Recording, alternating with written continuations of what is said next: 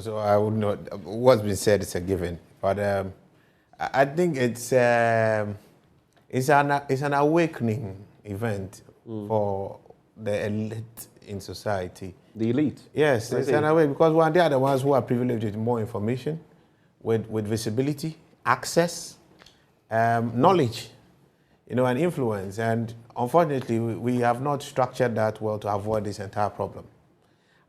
We just left a program with Prof. Court, and I said what we have here is a trilogy of failure by the elite citizen who claims to be Ghanaian.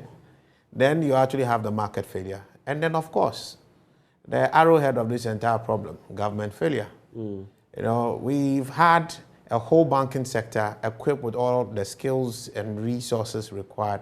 But the kind of banking that they did, their place in the advocacy of policy, would feed into a problem like this.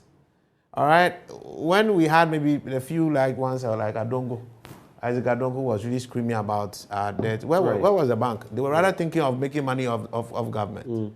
They were not thinking about the sustainability of it. No single bank would define government as a company and lend to it. But they were lending. So you're talking about the wide lending to government. Because this was supposed to be risk-free. No, you see. And you're thinking of your shareholders. My brother, that language is, we all went to the same school. You understand? We went to the same school. I mean, even those who went to Harvard and Yale, we read the same books. And I was privileged to do my MBA finance, my first master's, to sit down with Harvard people and realize that they were not even taught anything much different. It is the other ecosystem that make them different. But here, those who even get to the ecosystem and those who don't get the system, we don't even find the value anywhere, anyhow you put it. What is risk-free? You must evaluate risk every day. That's why you have a risk desk. Right. That's why the banks have a risk desk and they charge us for it. So what did they do? When was the last time you actually saw the Association of Bankers issue a policy statement on government budget positioning?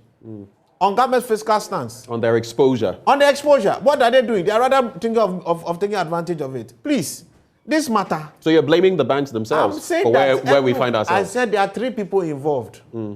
The elite Ghanaian, the market, which that's where you find the banks, and definitely the politicians, that's where you have the government failure.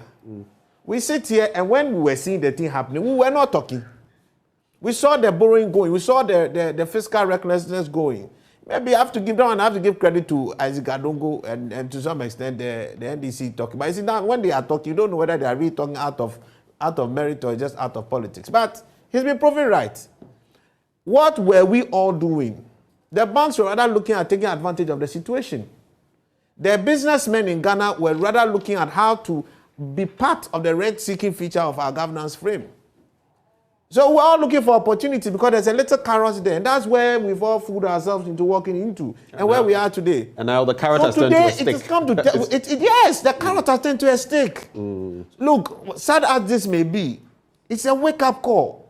There are advantages to what has happened. That the Ghanaian must rise up and change its attitude towards the issues of policy and governance. You can't be passive. We have a very docile, apathetic middle class or elite class.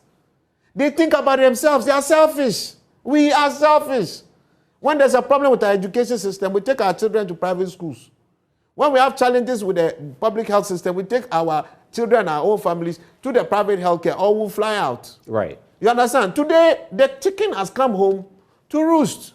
So you cannot be passive about what's happening next door because you live in an ecosystem and you must be active in that process. You can't be just looking at what rent you can get, what contract you can get when the nonsense is going on, because that nonsense will outlive the politician that's sitting there. We are businessmen. We invest in the structure, in the real sector.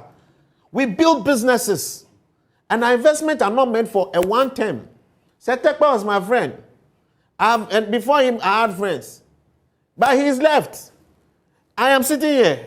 I'm a businessman. He's an analyst. He's an expert. And he's working elsewhere. Is that to say you are no longer friends? No, we are friends. We are very good. In fact, we are more friends now than because when he was in office, we used to fight a bit. But we had a lot of mutual respect for each other, I have to be honest. And same with Ken. But now that he's going to be out, he'll be out in 2025. He has to go back to his business. So when we don't build an ecosystem that makes us all sustainable, right, the chicken will come home to roost. So this thing there is a proper lesson. Okay. But the problem is whether we will learn it. That's exactly what I was about to get to. Let me come to